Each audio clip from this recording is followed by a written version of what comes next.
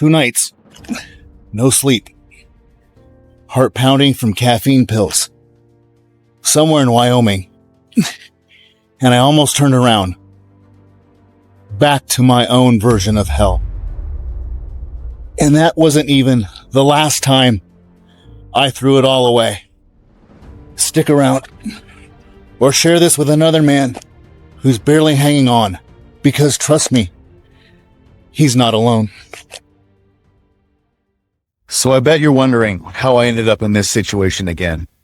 Because after everything that happened in that last episode, after that radical moment with God, after hitting rock bottom in Colorado, here I was, once again, staring down the barrel of a familiar hell. It started with a phone call. Mr. Glanville, your car's about to be crushed. If you want anything out of it, you've got 3 days to get here. Now, keep in mind, I'm 1,000 miles away in Colorado Springs. No car, barely any money, but everything I owned. My chiropractic table, my keepsakes, All the pieces of my former life was locked inside that impound lot in Spokane. I wasn't just trying to save my stuff. I think deep down, I still hadn't let go of that place, of that person. Yes, my wife, Danielle. And that wasn't even the last time I threw it all away. So I did the math. I had just enough money in my bank account to rent a car from Thursday afternoon and drive through the night, grab my stuff, take care of a few things, and be back to Colorado by noon on Monday. I had no wiggle room, no margin for error. If I missed that return time, even by a minute, I'd be charged for another day, and that would overdraw my bank account, and I didn't want to be back in that situation. So I hit the road, alone, driving all night towards Spokane. But even then, I made a decision that almost ruined me and still haunts me to this day. I told myself, as long as I'm here, I might as well check on Danielle. See if she's okay. Because deep down, she was still my addiction. And no matter how much I told myself that I had changed, I was still willing to gamble it all for one last taste of that pit that had been mine for so long. After driving all night Thursday night, I finally arrived at Spokane late Friday morning. It took me a while to track her down. As you can imagine, it's never easy to track down a junkie. Eventually, I did find her and went to pick her up. And when I did, I waited and waited and waited, because there's nothing slower in the world than a tweaker in a hurry. And when she came out, she had her friend with her. I felt like I had no choice but to bring her along. Really, I did. Still, my bad. Anyway, we swing by the impound lot to grab my stuff out of the car. Naturally, there's yelling, screaming, and all kinds of tension on the ride over. But here's the crazy part. There was some twisted part of me that felt comfortable with it because it was that familiar hell that I was used to. So we load up the gear, and then she says, "Hey, can we make a quick stop?" Again, hindsight 2020, maybe not the best choice. Quick stop. That phrase always means trouble. She and her friend want to swing by some guy's place. I know the type. Drug house, danger, all kinds of chaos. But I'm still trapped in that codependency. So I agree. 15 minutes of waiting turns into 30 minutes of waiting, and I'm sitting out in the car thinking, my God, this is stupid. This is so dangerous. This is not where I want to be. But still, it's the only place that I've ever known. And I don't know another way. So I finally go up to the door and knock. And I get a hold of her and I tell her, we've got to go. Now I've got things to do. She comes out. Now it's her and her friend and this other guy. We'll call him Mike. And it's a full-blown caravan. 2 cars, 4 people. Nobody in there is trustworthy. At some point, they convince me to stop the car just to move things around a little bit, make everyone more comfortable. And they tell me that I need to go and talk to Mike in the other car. And so while I'm distracted, Danielle and her friend jump into my rental car and just take off. Now I'm standing there on the side of a dark street next to a tweaker I met barely 30 minutes ago. And I have no car and no backup plan. Just a sinking feeling that I might not make it out of this alive. Here I was again. So here I am again. Stranded, no car, no phone signal, no real plan, and no friends at all. And I'm with this guy, Mike, the same one who just helped my wife steal my rental car. But I have no choice. He says, "Don't worry, man. We'll track him down. We'll get your car back." But the whole thing turns into a twisted scavenger hunt. Quaker style. I spent hours in the back of this dude's truck, getting shuttled from one sketchy parking lot to another. Always waiting, always promised. They'll show up here. I just know it. Heck, even at one point, he just dropped me off at some sleazebag hotel with another guy I've never met, also twitchy. And I'm sitting there, in the dark, phone clutched in my hand, trying to text 911 without anyone noticing. Because now I'm thinking that this genuinely might be the night that I don't make it out alive. The irony? I went back to Spokane to reclaim my life and almost ended up losing it altogether. Someday, this is where we all end up. No more second chances and no more do-overs. Just whatever choices you made, whatever pit you decided to stay in or crawl out of. Eventually, we come up with a plan. We tell them to meet us at a grocery store parking lot because we have drugs. That always attracts tweakers and junkies. I don't really like the idea, but at that point, I'm completely and totally desperate. So we pull in, and they're there. Mike distracts them, and I sprint to my car, open the driver's door, and slide in.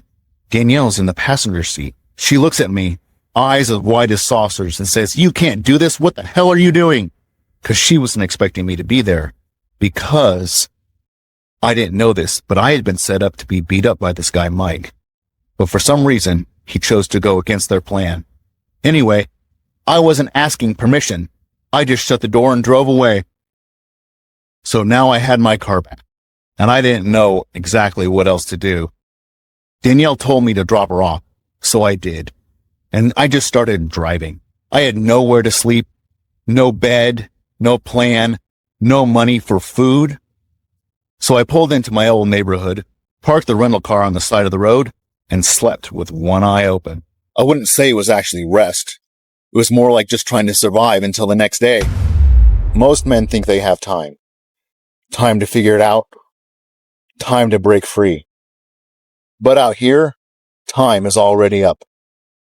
The next day was Sunday morning, and I decided to drag myself to church. Same clothes I've been wearing, same stink for the last 3 days. But I went anyway. There was a friendly face in the crowd, a guy named Tom. He decided to take me out to lunch. We talked a little bit. He handed me a few bucks and said, "Hang in there, man.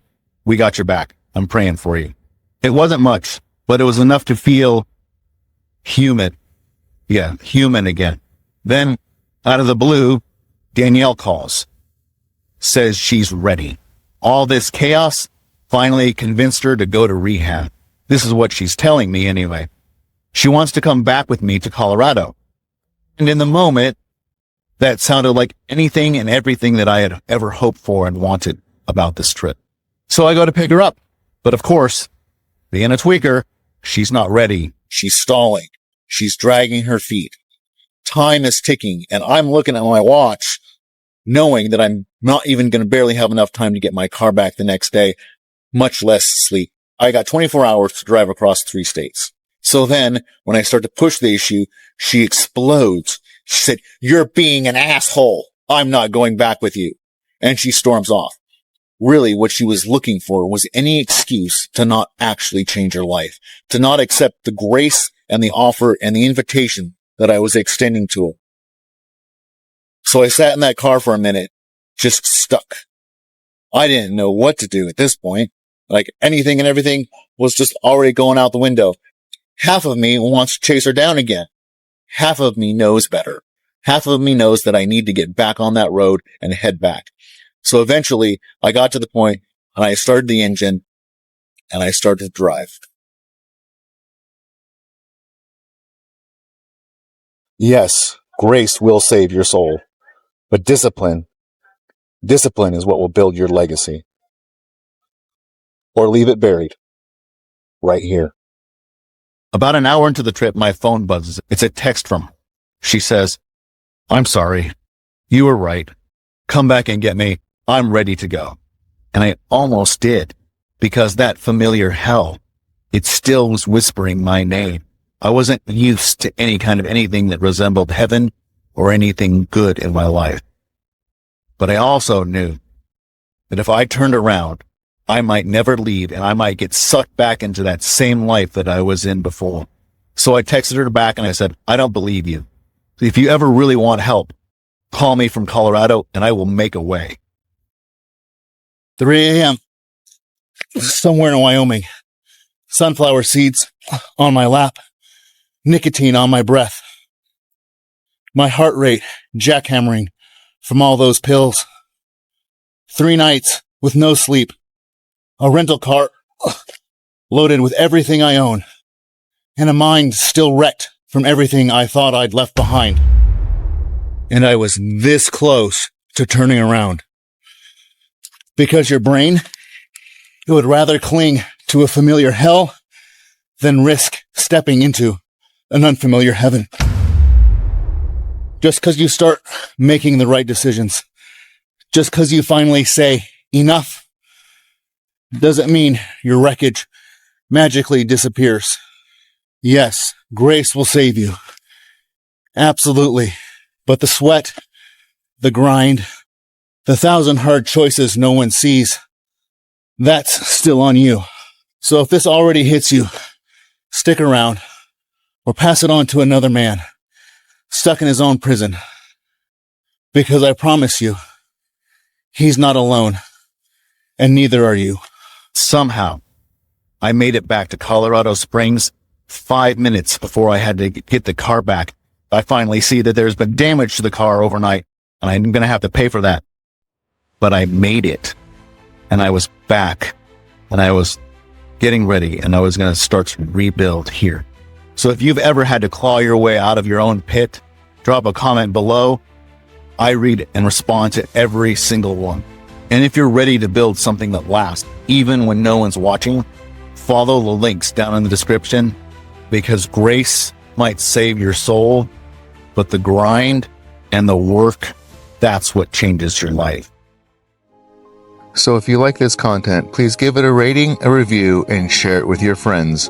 Also, if you'd like to learn a little bit more about me and what I'm all about and what I can maybe do for you, check out my website at thedangerousgentleman.org. That's thedangerousgentleman.org. Thank you for listening.